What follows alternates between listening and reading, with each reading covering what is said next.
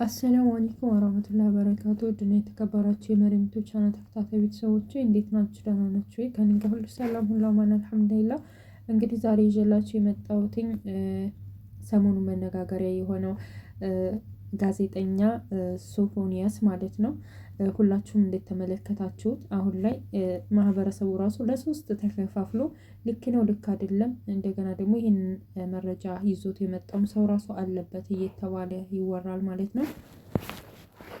እንግዲህ ጋዜጠኛ ሶፎንያስ ካሁን በፊት በእግረኛው ሚዲያ ላይ ቀርቦ እግረኛው ሚዲያ የተለያዩ ነጥቦችን በማንሳት እንዴት እንደዚህ ልትል ትችላለህ፣ በአነጋገር ዘይቤ ራሱ የኔ ቆንጆ ትላለ ወንዶችን፣ እንደገና በሌላ ቦታ ደግሞ የቤት እመቤት ነኝ እንደዚህም ስትል ተሰምቷል እና ይሄ እንዴት ልትል ቻልክ፣ ይሄንን ቃላት እንዴት ልትጠቀም ቻልክ ብሎ ሲጠይቀው ጋዜጠኛ ሶፎንያስም ይሄ ምን ችግር አለው? ኖርማል አይደል? እንደ አንድ ሰው ስራ ሳይኖረው ቀርቶ እቤት ሲቀመጥ የቤት እመቤት ቢባል ምን ችግር አለው? ኖርማል የተለመደ ነው ምናምን ሲል ምላሽ ሰጥቶ ነበረ። እና በዛን ሰዓት እንደዚህ ብሎ ጋዜጠኛው በጠየቀበት ሰዓት ብዙ ታዋቂ ሰዎች ማለት ነው እንዴት እንደዚህ ብሎ ይጠይቀዋል፣ እንዴት እንደዚህ ብሎ ስሙን ያጠፋል ምናምን ብዙ ተቃውሞ ደርሶበት ነበረ። እግረኛው ሚዲያ ማለት ነው እንደ አንድ ትልቅ ሚዲያ ባለቤት ይህን መጠየቅ የለበትም ነበር፣ ምን ለማለት ፈልገው ነው እየተባለ ብዙ ትችት ደርሶበት ነበረ። እና ደግሞ በሌላም እንደዚሁ ይመስለኛል በተለያዩ ቴሌቪዥን ጣቢያዎችን ቀርቦ ነበር እና ይኸው ጋዜጠኛ ሶፎንያስ የአእምሮ ጭንቀት እንዳለበት እንደሚያመውና ጠበል እንደሚመላለስ ብዙ ነገር እንዳሳለፈ ምናምን ሲናገር ነበረ። ያማለ ይሄማለ አሁን ላይ በጣም ትልቅ ቪዲዮ ተለቆበት ከስራ እስከ መባረር እና አሁን ራሴን አግልላለሁ፣ ራሴ የሚገኘው ጸበል ቦታ ነው እና ለጊዜው መገኘት አልችልም፣ ስለ ነገሩም ሀሳብ ማስተያየት መስጠትም አልችልም ብሎ እንዴት ተናገረ ተዘግቧል ማለት ነው።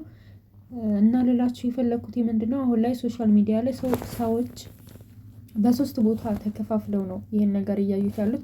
ግማሾቹ ጋዜጠኛውን ስሙን ለማጥፋት ነው እንደዚህ እየተደረገ ያለው እንጂ ስሙን ለማጥፋት ባይሆን ኖሮ ከአዲስ አበባ አዳማ ድረስ የሄደበትን ጉዳይ እስከ መጨረሻው ድረስ በቪዲዮ አስገድፋችሁ መረጃ ልታሳዩን ትችሉ ነበር ሲሉ፣ ሌሎቹ ደግሞ አይ አለበት ግን አብረው ነው የሚሰሩት፣ ይህንን ቪዲዮ ቀርጾ ይህን መረጃ አጋልጣለሁ አለው ልጅ ጋር አንድ ላይ ይሰሩ ነበር፣ ግን መጨረሻ ላይ ተከዳዱ። ይሄኛው ልጅ ይሄን እስከዚህ ድረስ ሂዶ ይሄን ጋዜጠኛው እንደዚህ ነው ብሎ ሊያሳይ የፈለገበት መንገድ ሳይቀድሙኝ ልቅደም የሚል ነው ምናምን ሲባል ነው። ሌላው ደግሞ ምንድነው ይሄን ቪዲዮ ቀርጾ ወደ ሶሻል ሚዲያ አጋልጥኩ ብሎ ያወጣው ልጅ እየደገፉ አዎ ጋዜጠኛ ሶፎንያስ ወንጀለኛ ነው፣ ከአሁን በፊትም እንደዚህ አድርጓል ሲሉ በቃ ለሶስት ተከፋፍለው እየተቹ ይገኛሉ ማለት ነው። እና ይሄ ነገር ቀላል ነገር አይደለም። እኔ ልል የፈለኩት ምንድነው በጣም ከባድ ነገር ነው፣ ቀላል ነገር አይደለም። አሁን ላይ አገራችን ላይ እንደ ቀላል ነገር እየታየ ግን በጣም እየተስፋፋ እኛም ደግሞ ይሄን ነገር ባየን ቁጥር ምንም አይደለም እንዲል መሰለኝ። አሁን ላይ የሆነ መደንገጥ ምናምን ቀርቷል።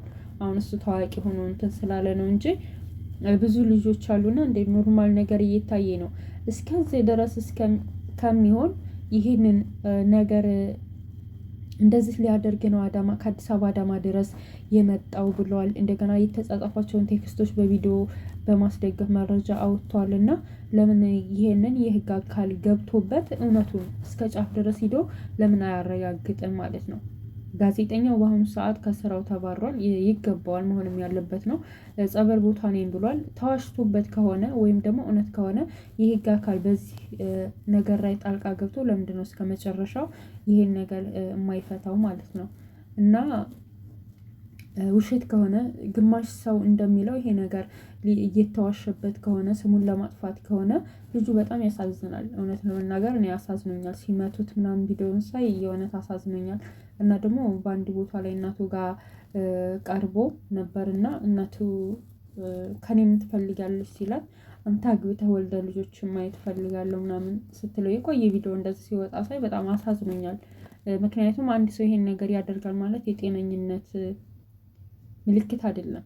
በቃ ታሟል ማለት ይቻላል ልጁና ይሄ ነገር እውነት ከሆነ የሆነ የሚወሰድበትን እርምጃ እንዲወሰድበት እና ሌላም ግብረ አበሮች ሊኖሩ ስለሚችሉ እነዛም ተይዘው አስፈላጊውን እርምጃ ቢወሰድባቸው እሱም በህግ ቁጥጥር ስር ውሎ መደረግ ያለበት ነገር ቢደረግ፣ ይህኛው ልጅ ደግሞ ወደ ሶሻል ሚዲያ አምጥቶ እንደዚህ ያደረገው ልጅ ቢሸለም። ምክንያቱም ጥሩ ስራ ነው የሰራው ማለት ነው። ይሄ ነገር እውነት ከሆነ በጣም አስፈላጊውን ስራ ነው የሰራው። ፖሊስ ሊሰራው የሚገባውን ስራ ነው የሰራው እና ቢሸለም ቢበረታታ ባይነኝ ማለት ነው። ውሸትም ከሆነ ብቻ የህግ አካላት ገብቶ ይህን ነገር ቢያጣራላለውኝ። ስለዚህ ሀገራችን አላህ ይጠብቃት።